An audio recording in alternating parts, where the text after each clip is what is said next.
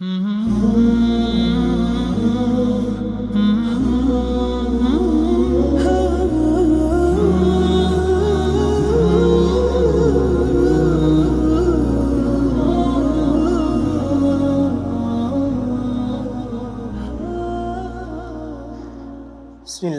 الحمد لله، الصلاة والسلام على رسول الله وعلى آله وأصحابه ومن اهتدى بهداه.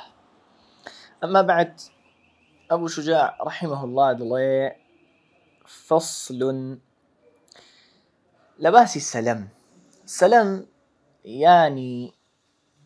كالاكا لما جليسي كرينو فروشنا كدا نية بلان باركا لو مجلس دا ددري يعني أمن دليم أو باري أوندا طنجن مية مثلا لفلان الروج بوم بهنا كاو باركا لما جلس كدا يتو بنزيكي بلا بيتواني قرزة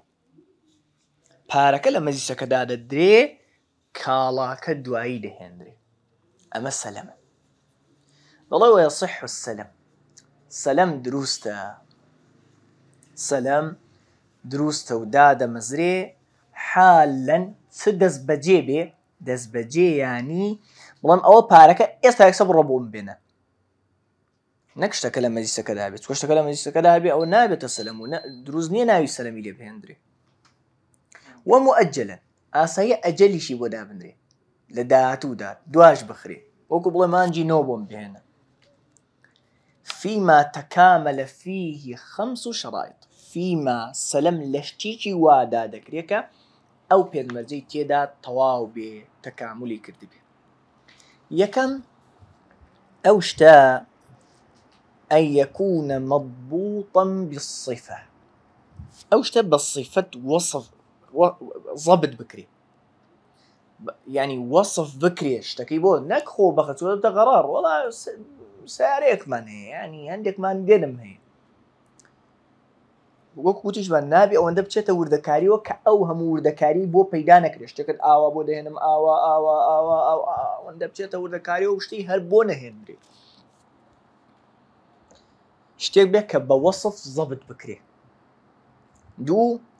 وأن يكون جنسا يك جنس بێ یەک ڕەگەز بێ لم يختلط به غيري ئەوەی تێکەڵ نەبوو بێ کەوابوو گەنم و جۆی بە تێکەڵی سلمی تێدا ناکرێت چونکە ڕێژەی هەر یەکەیان نازاندرێ. ئەمما ئەگەر ڕێژەی هەر یەکەیان بە دەقیقی دەزاندرا ئاساییە زیاد لە جینسەک بێ. ڕێژەی هەر یەکەیان بە دەقیقی دەزاندرا گەنم و جۆی تێکەڵ کراوە ئەوەندەی گەنمە ئەوەندە چیلۆیە ئەوەندە چیلۆی جۆیە مەسەلەن. ئەمما کە ئەوە ضەبط نەدەکرا دەبێ یەک جینس و یەک ڕەگەز بێ لەبەرەوەی لەبەر چاوان نییە دەبێ احتياطاني تداور بجيله واضحة. سي ولم تدخله النار لإحالته إحالة قورينا أقر أوشتي نقوري بيه شكو ديسان ريجا كي فرق دكاو لبرد شاوانيشني يعني تشيشت نانوشيو سلامي تيدا ناكري أو باركي بروبون بينا نازانمها تا چن كلاوة تا چن نكلاوة نابێ ئاگر تەدەخولی تێدا کردبێ بۆ گۆڕینی وامەگەر ڕێژەی تەدەخولی ئاگرەکە دەزانرا مەسەن جاران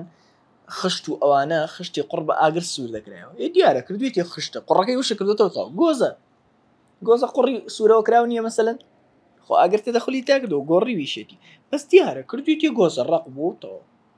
ئەوە ئاسایی ئەگەر ڕێژەی تەدەخولی ئاگرەکەش ضەبط دەکرا. واضحە کێشینە بس مقصدي فارنا نازم أقول نموني دي كهبي ما قاعدة كبلين وين هالشيء آجر تدخلي تيدا كردبو تدخلي آجركش حدي تدخلي آجرك ندى زاندرا وضبط ندكرا نابي السلامي تيدا بكري تواو. وألا يكون معينا شتيشي دياري كراو لبرتساوان نبيت كأو ناكر نابي نايو السلامي ليه بدري أو كرينو فروشني آسائية مالكو دەبێ پەنهان بێ و قەرز بێ کاو نابێ بڵێ مەسەلەن ئەوە پارەیە بە سەلەمی ئەم گەنمە هێشتیوا نابێ ئەوە سەلەم نییە کە ناوی سەلەمت تێدا هێنا سیغە و عەقدەکەت تێک دەدەی بەتاڵی دەکەی چونکە ئەمە سەلەم نییە ولا من معين نابي هي شوێنێکی دیاریکراویش بێ یعنی شوێنێکی ئەوەندە تەسک بێت کە ترسی ئەوە هەبێ پەیدا نەبێ مەسەڵ وەڵام مانجی حەوت ئەوە دە وەرەقە مانجی حەوت ئەوەندە گەنمەی ئەم ئەرزەم بۆ بهێنە ئەی باشە ئیگەر گەنمی ئەو ئەرزە فەوتە نابێ وەلامی معەنی هیچ ئەوەندە دیاریکراو بێت کە ترست هەبێ پەیدا نەبێ بەڵام ئاساییە گەنمی فڵانە شار قەی ناکە ثم لصحة السلم فيه ئەنجا بۆ ئەوەی سەلەم لەو شتەدا دروست بێ ئەوەی باسمان کرد شەرتەکانی مسلم فيه بوو مسلم فيه شتە سەلەم تێدا کراوەکە ئەنجا ئەی شەرتەکانی صحەتی سەلەم معاملەکە 8 شرائط 8 مەرج هەیە 8 وهو ئەم مەرجانە ئەمانن يك أن يصفه وصفي بك بعد ذكر جنسه ونوعه دوای باسكني الرقزكي جنس وكو جنما ونوعه جوركي لجوري جنم رشاقولا ايه تويوتايا لتويوتا كامريا بس وصفي بك بالصفات التي بوصفتان كيختلف بها الثمن ثمن نرخي بهوية ودقوري وقلت بان وصف أساسي كاني بكا ككاريريا مسار سعره وهي دو وأن يذكر قدره قدر أندازكي بلا تشندا بما ينفي الجهالة عنه بجور الجهالة نزاني لسرها البقري بزانم تشندا كاكا جهن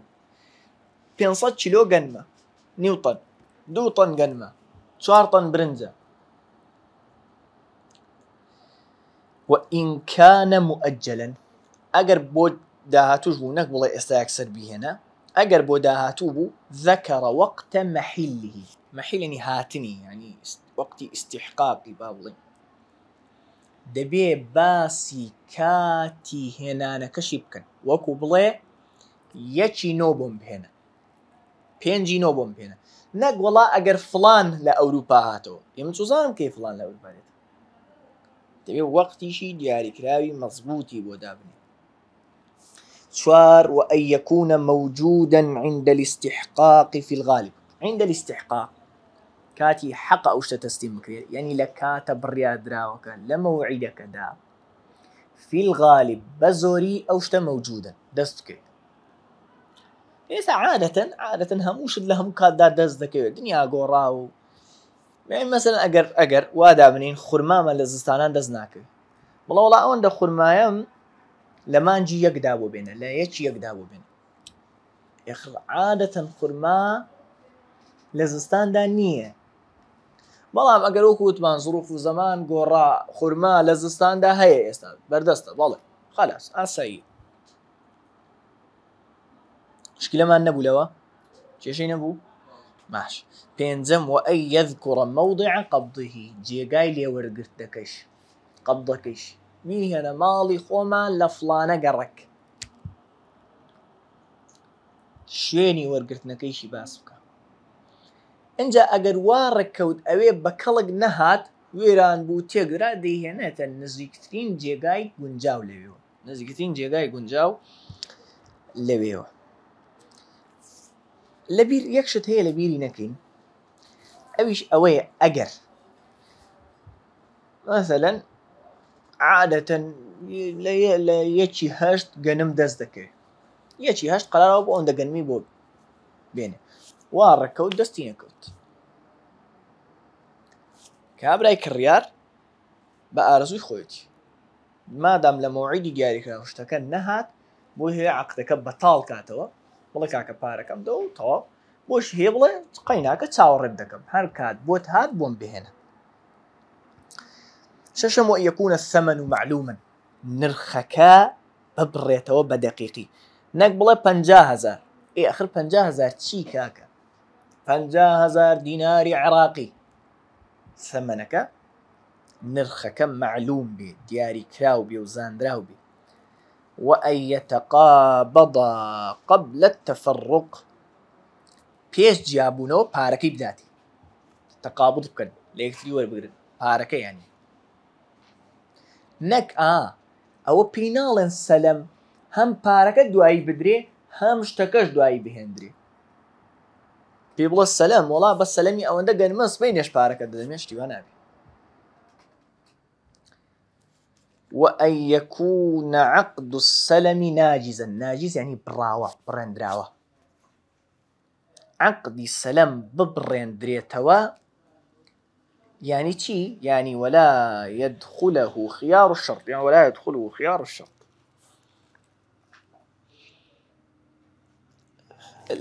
لسلم دا نابي خيار الشرط دا بندري ما في پشیمان بوونەوە ئەو سێ ڕۆژ پەشیمان بوونەوەی کە باسمان کرد بۆ فقهاء برحمة بن دفرمون أصلي السلام لخدي خدا السلام نوعك لغرار أو مغررش كمان بو چونك احتمالي أو وصفي دي كانية تدي أو جورة نبي أي شرع بو حلالي كردوه لبروي زور جار ريك دكوي إنسان استا كالاكي لبردزنية من فلاحم قال ما مدبي بس استانيم استاج يك إيشم بباري من چاوەڕێ درێنە بکەم مانجی شەش هەر ئیشم بە پارە نامێنێ ئێستا مەسەلەن فڵانە تەڵەبەمان کری خوێندنی هەیە ئێستا ئیشم بە پارێ ئاساییە ئێستا گەنم بفرۆش زوو ئیشم بە پارەکەی جا ئەگەر خیار و شەڕ دابنێ مەڵا جارێ کاکە ڕاوە پارەکە دەست دێمەدا من مافی پەشیمان بوونەوە دادێم ئامانجی شەرع نەهاتەدی ئەو ئامانجی لە پێناویدا سەلەم حەڵاڵ کرابوو کە تەسەڕوفی خێرای کابرای فرۆشیارە بە پارەکەەوە ئیشی سریعم بە پارەکەیە خیار و شەڕ دابنێ ڕاوە سێ ڕۆژ مافی پەشیمان بوونەوەم هەیە نەکەی ئەو پارەی بەکاربێنی فەوتا یانی هیچمان نەکرد واضح بوو بۆیە سەلەم نابێ خیاری مەجلیس هەر هەیە بەڕێزان هەتا لێک جیا دەبینەوە بۆمان هەیە و عەقدە هەڵبۆشێنینەوە بەڵام تەمام وەزان خیاری عەیبیش هەر هەیە شتەکە بەو نەوعە نەبوو خەلەلی زەقی تێدایە بۆم هەیەڵی وەشێنەوە ئەم خیار و شەڕتی تێدا نییە فەصڵ باسی ڕەهن دەکات ڕەهن یعنی بارمتە لە بەرامبەر قەرزێک بارمتە لای خاوەن قەرزدا من شێخ ئەحمەد 1 ملیۆن دیناری بە قەرز داوەتە من حەقی خۆیەتی بڵێ کاکە بارمتەیەکم لەلا دابنێ هەتا ئەگەر کاتی قەرزەکە هات ئەگەر قەرزەکە نەدامەوە بیفرۆشم و پارەی خۆم هەڵگرم مۆبایلەکەتم بە بارمتە بدێ ئەو مۆبایلە بارمتەیە ئەوە ڕەهنە دەڵێ وەکل ما جاز بەیعوه هەرچیەک دروست بێ بفرۆشرێ مەرجەکانی شتی فرۆشراومان باس کرد کە پاک بێ و سوودی لێ وەربگیرێ و مڵکی خۆی بێ و هەرچیەک دروست بێ بفرۆشرێ جازە ڕەهنه ئاساییە لە ڕەهنی قەرزیش لە بارمتەی قەرزیش دابندرێ في الديون لە بارمتەی قەرز ديون جەمعی دەینە يعني قەرز بمرجك إذا استقر ثبوتها في الذمة ثبوتها يعني الديون ثبوت الديون بمرجع أو قرزة لأستوي كابري قرزار يجيبوا بيوكوت بيت أستوي يعني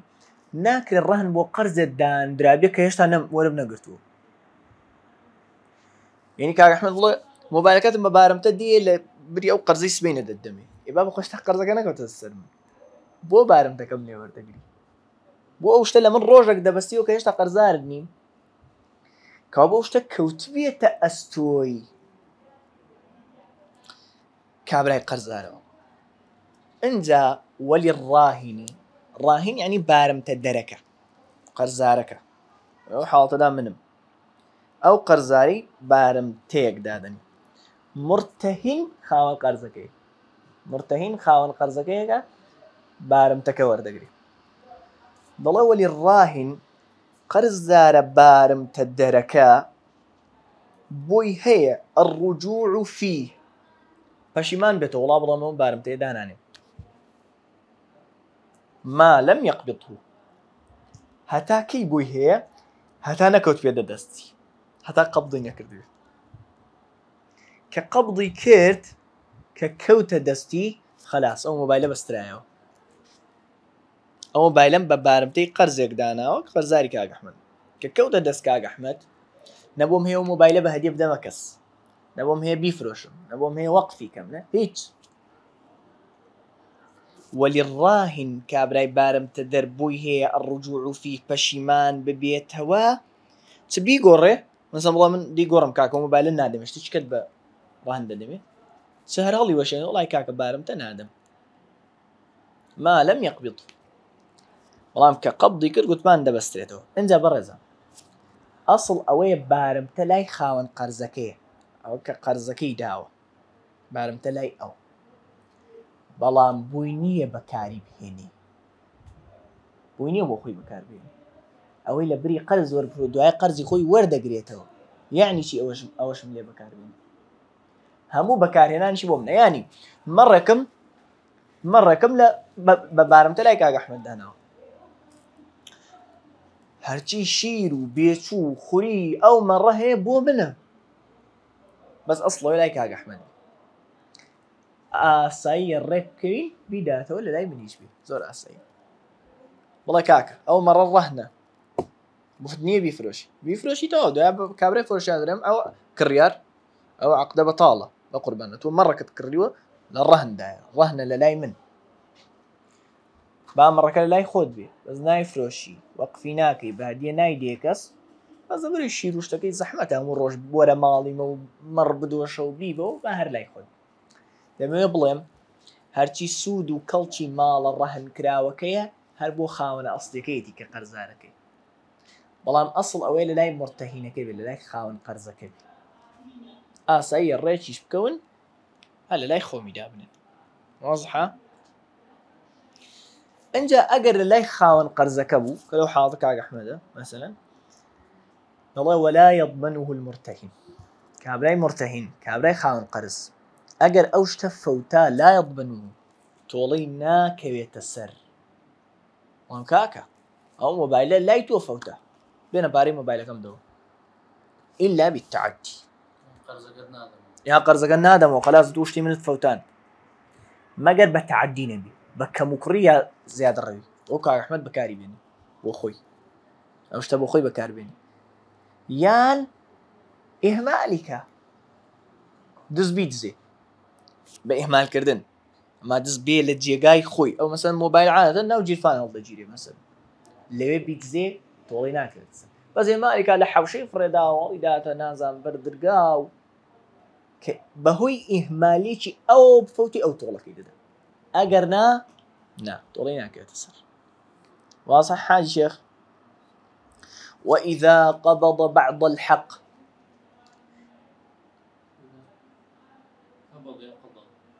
جان قبض أو إذا قبض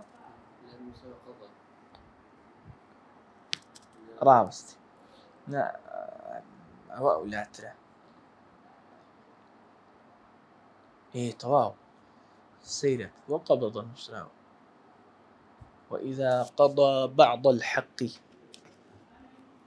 لم يخرج شيء لا وطواو ترى ولا ترى ما بس نعيد المياش فينا وإذا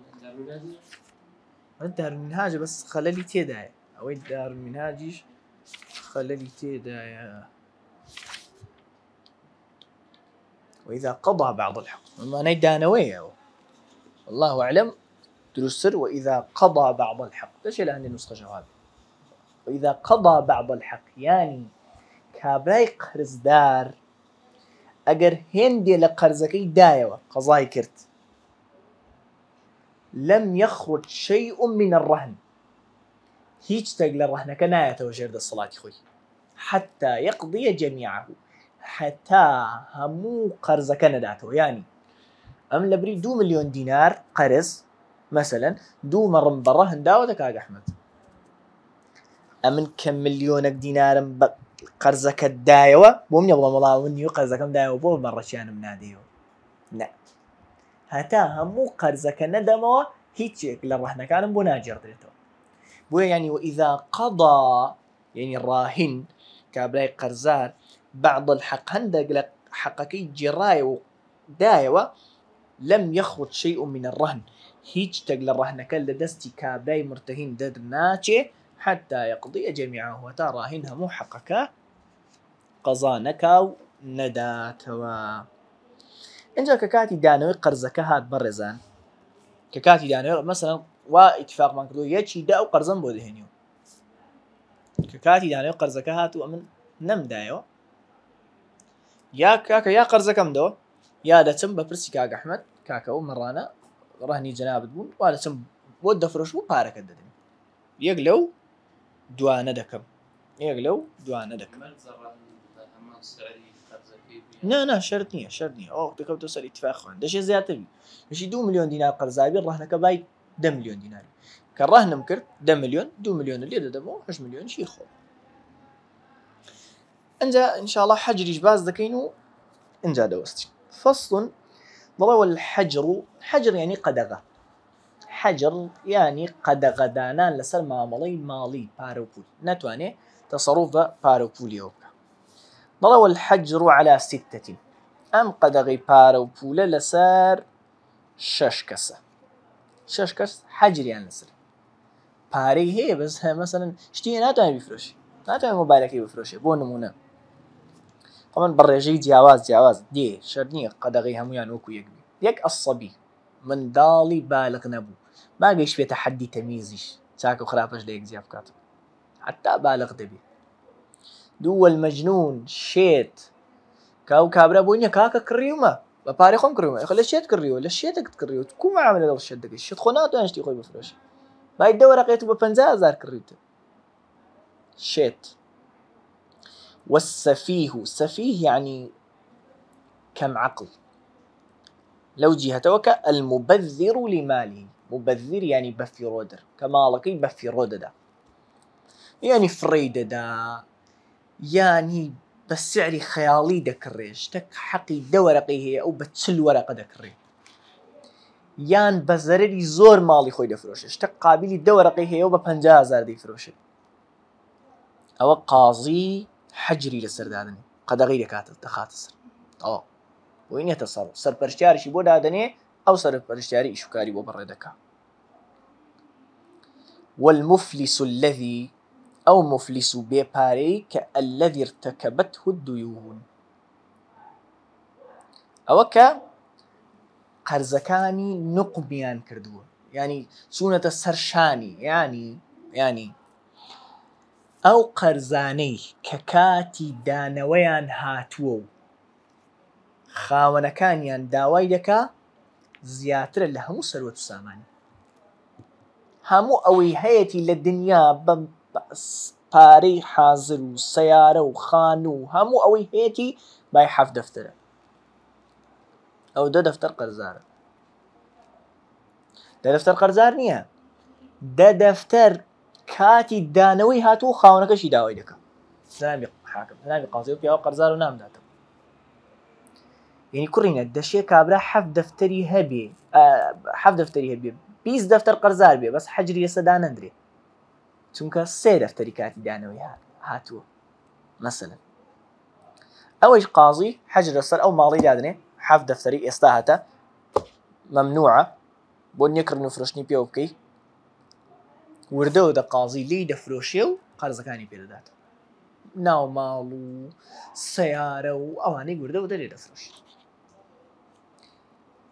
كوابو او حد 7 دفتره كقاضي حجري السدانه سياريه كم هي ضمني او 7 دفتره قاضي حجري السدانه ما هربي فرشو انا فرشنا بطاله شكو فرشني او سياريه دستي منه ما وخلاص.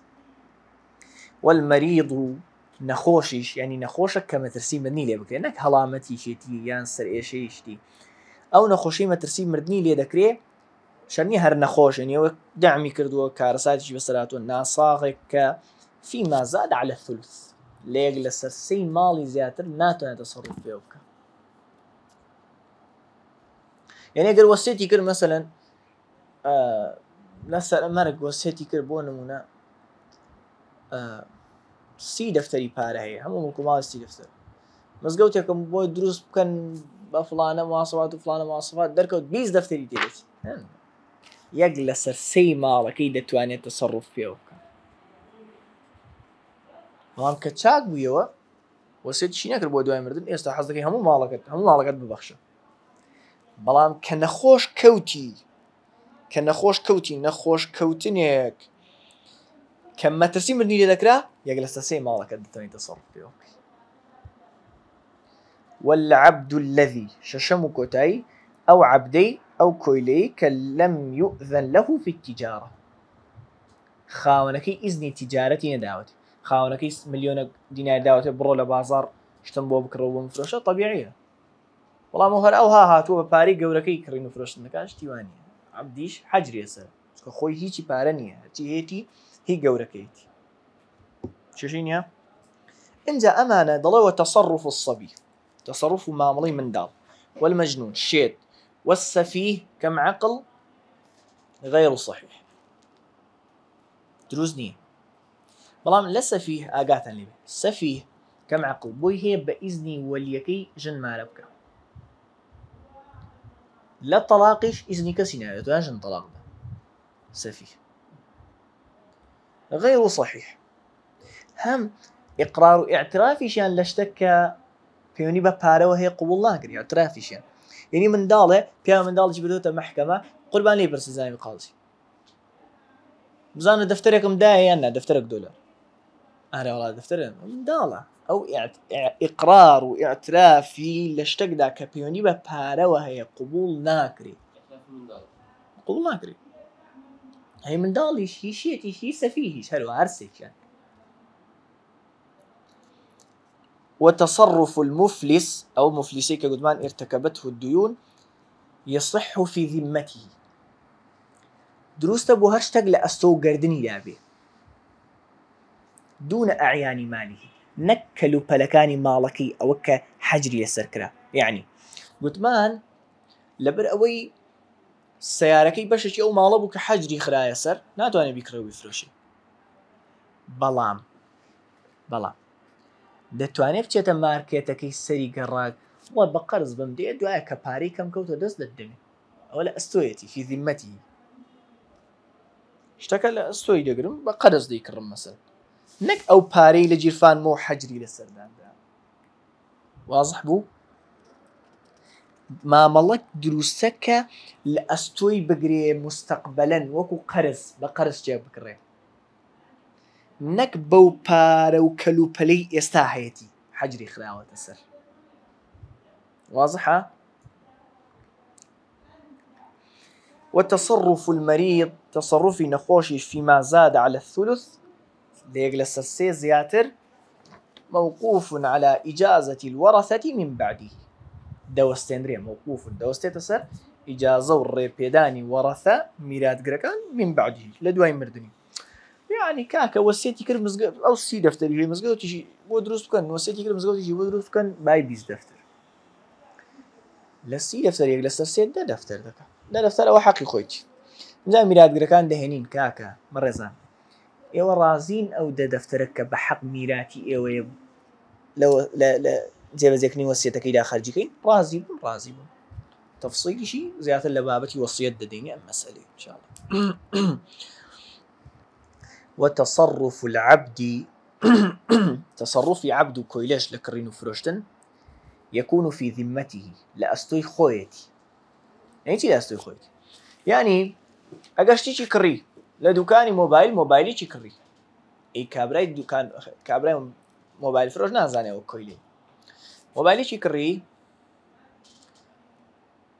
أجر موبايلك لا ما بو اشتكي لا ما بو ليه لسندريته خد اشتكي ليه لسندريته لا ما بو أو كويلي قرزاري أو موبايل فروشي لا أستويتي لا سيدي بس تزمان سبقا كونوا في ذمتي لا أستوي أو عبدي إيه يتبع به داواي ليه دكري ولي ورد جيري بعد عتقه دواي آزاد بوني بمرجع دواي آزاد بوني باري هبي نك هيتي نبي وتبغى عيسى دي بمدي دواي آزاد بونو هبوي لي ورد جيري محشبا عند بس بيه الحمد لله رب العالمين